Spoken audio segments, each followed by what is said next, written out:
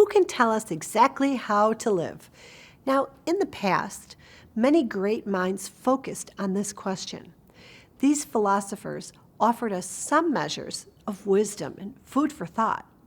But if something is food for thought, you're supposed to think, meaning it should inform your own thoughts, not replace them.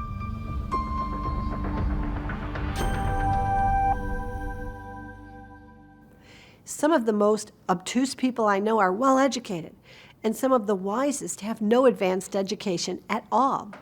You know someone is wise to you when you have a problem and you think, I must get so-and-so's thoughts about this. And there are different kinds of wisdom, of course. I myself like a person who thinks about things and, dare I say, prays about them. When do you think? This is an important question. In our organization, we put a lot of effort into teaching people how to pray contemplatively, because this education or formation was not really built into our own Catholic faith practice, except for the consecrated religious people. The idea from the past was that the clergy would do the thinking for us, and we had to follow their lead. It was a little limiting for lay people. Surely we can do better now, both lay and clergy alike. Here's one way to think about it. There are two divine expanses, or frontiers for each of us. One is the external world, and the other is in the interior world. We all have both.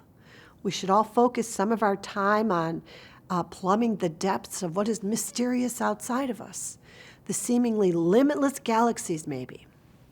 But we should also spend time on the limitless nature of that which is inside of us and go into the great expanse of our personal silence. Why should we remain curious about silence? Because your silence is not like mine. It is unique to you and makes you who you are, and more importantly, who you will become. Think about it. Have you ever taken a walk on the ocean with another person? Initially, maybe you kept talking or chatting, but then after a while, silence falls upon you both, and you become lost in your own thoughts, simply walking together, engaged and absorbed by your own individual experience of walking and thinking, actively or passively. The ocean really helps create this reverie state because it is so big, so full of motion. You can never drink in its reality fully or absorb it completely. How many drops are in it? What will it do next? What is underneath the surface? Am I afraid of it? Couples tend to ask each other after these periods of silence, what are you thinking about?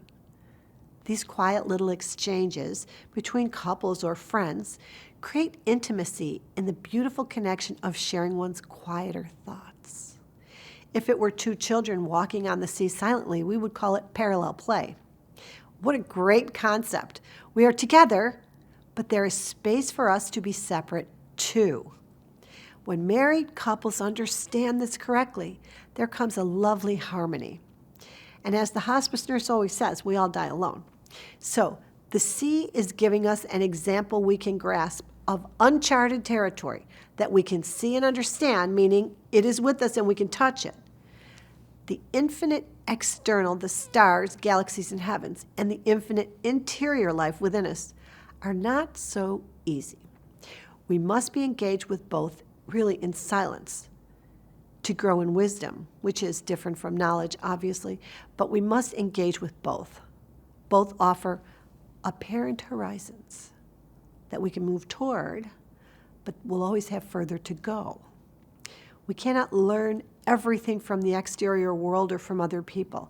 Nobody has traversed our personal interior terrain. Nobody experiences a night sky in the same way as we do. Certainly, nobody will go where we go when we begin to explore silence.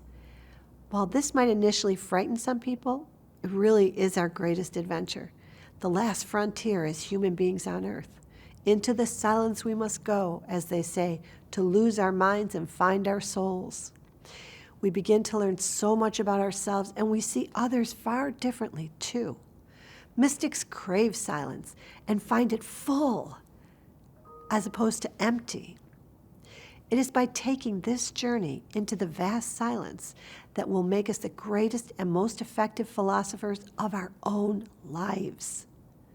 After all, what is vital and unique about you and about each one of us can only be found within us. Yes, we must all strive to become the most important philosopher of our own life.